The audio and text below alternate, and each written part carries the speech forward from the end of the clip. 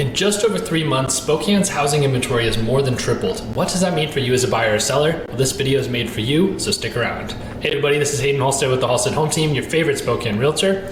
Today, we're talking about the shift that's taking place in not only the Spokane housing market, but the housing market across the entire United States as well. We've seen inventory skyrocket lately, as well as interest rates, and my goal in making this video is not to bore you with all the numbers and the stats, but to help you make an educated decision when buying or selling real estate right now. So what does this all mean?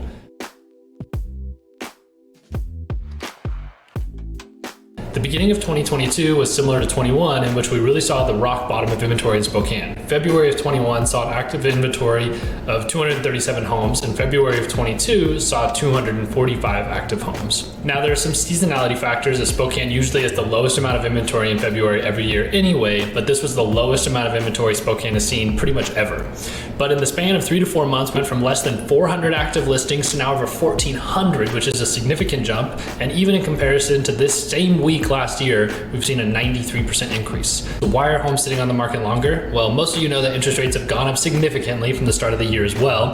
They were in the 3s and then went to the 6s, and now they're back in the 5s. So this has caused the buyer pool to just dry up, not to mention the appreciation has continued to go up with the rise in interest rates. So somebody that could afford a $400,000 home can now afford a $300,000 home, not to mention that $300,000 home was worth $275,000 6 months ago. So the supply and demand scale used to look a little like this, and now it's looking a little more like this. Now, because we've seen such a rapid change in the housing market, this has caused media outlets to use the words like crash and bubble, even though we are still not anywhere near those points. And it's common for us realtors to talk about how lucky you home buyers are, because historically interest rates are low compared to the 1980s when they were 18%. Well, houses were also a quarter of what they are now, and on average, housing affordability was a lot greater compared to the income of that time. So even though I often believe that history repeats itself and that we should look back in history to help make decisions for the future, I don't think most of you relate or feel comforted by the data from 40 years ago. I know for myself, I wasn't even born yet. My parents hadn't even made it out of high school. So let's look at a time we should all be fairly familiar with, which is like 2018, 2019. That was a time when interest rates were about 5%. Homes took 2 to 5 months to sell. It was a normal thing to price drop your homes, and some homes just didn't sell. Compared to today, homes might take 3 to 4 weeks to sell, so much quicker than 3 years ago. Interest rates are in the 5s, and price reductions are becoming a more normal part of business. So maybe one of you out there can explain it to me, but I don't know where all the panic is coming from. So what's the difference between the two? Honestly, it seems like we're still in a better place than we were 3 years ago. Now, we could stay on this trajectory, but we're just heading back to where we were pre-pandemic. And you want to know what's interesting?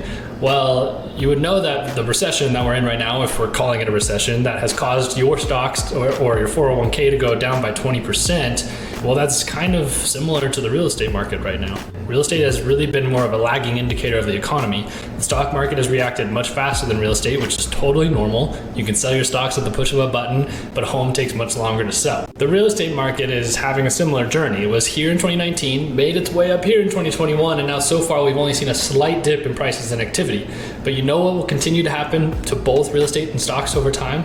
They will just keep going up like they always do. So just know that the housing market might have a little bit more room to move to where the stock market is, but all these people waiting for home prices to tank and foreclosures to flood the market are just going to be waiting forever, because even if it does come down a little bit more, the gap between where we are now and 2019 is a huge difference. Like, prices would literally have to be cut in half to go to where they were in 2019. Okay, so what does this mean for you and your situation? For buyers, this time in the market is really good for you. Even though interest rates are higher and your monthly payment might go up, you're able to do something that most buyers haven't been able to do in the last 2 years, which is negotiate. Even though your monthly payment might be a little higher, I think you're going to be able to keep a lot more money in your pocket to get into your next home. Sellers are offering concessions, so they will cover your closing costs, which could save you 2% of the purchase price. And for an average home here in Spokane, that could be $7,000 to $8,000 that you get to keep in your pocket. Sellers are also offering interest rate buy downs, which, depending on how much you can negotiate, could bring your interest rate down quite a bit and make your monthly payment much more affordable. If something comes up in the inspection, which you should feel blessed that you're getting an inspection at all, you will actually be able to talk to the seller about getting it fixed instead of knowing they will move on to the next buyer because there is a whole line of people waiting for the deal to fall apart. Additionally, being able to pay above the appraised value of a home with cash was a requirement. So people with very deep pockets were winning all the bidding wars because they had spare $20, $30, even $50,000 in cash they could pay above the appraised value. This is a fantastic time to get into the market if you don't have tons of money saved up because the cash required out of pocket is much less. As a seller, you need to be ready for those negotiations. It probably won't be a feeding frenzy where people are throwing money at you, waiving all their contingencies, and willing to kiss your feet or name their first child after you to get into the house. So what is your plan to make your house stand out from the one down the street that is nearly identical to yours? Are you going to offer the interest rate buy down from the start? This leads to the next major change in the market, which is creating a strategy with your realtor. When you first meet with your realtor, you want to know what is the strategy to get a solid deal on the house right now, or what is the strategy to get your house sold for the most money possible. In the last year, you could definitely just stick a sign in the yard, expect multiple offers, and that's just not the case anymore. It needs to be clean, staged, professional photos, pricing strategy, and a strategy for doing those price drops. Some of the very beautiful homes that are priced well are still experiencing multiple offers. I had a listing closing tomorrow that got 4 offers and 3 of them were cash, but it was beautifully renovated and really well priced. So buyers, you still need to know what to do in the event of a multiple offer scenario. So I think one of the biggest takeaways is that sellers, it'll be slightly harder to find a buyer for your home, but not insanely difficult with the right plan. And buyers, it'll probably be easier to get your offer accepted. But here's what I've seen most recently. Sellers still have a big ego because of the market we're leaving, and buyers have a big ego because of the market we're heading into, meaning both parties have to work a lot harder to keep a deal together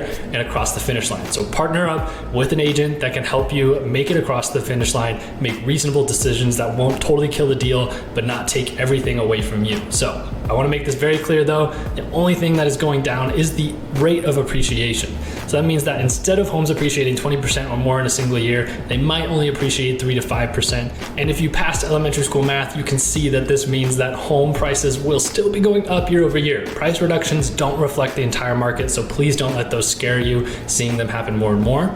Asking price and the value of homes are 2 different things. Thank you so much for watching. Let me know your price predictions on the market down below in the comments. Hit that subscribe button to stay up to date on all things Spokane, and we will see you in the next video.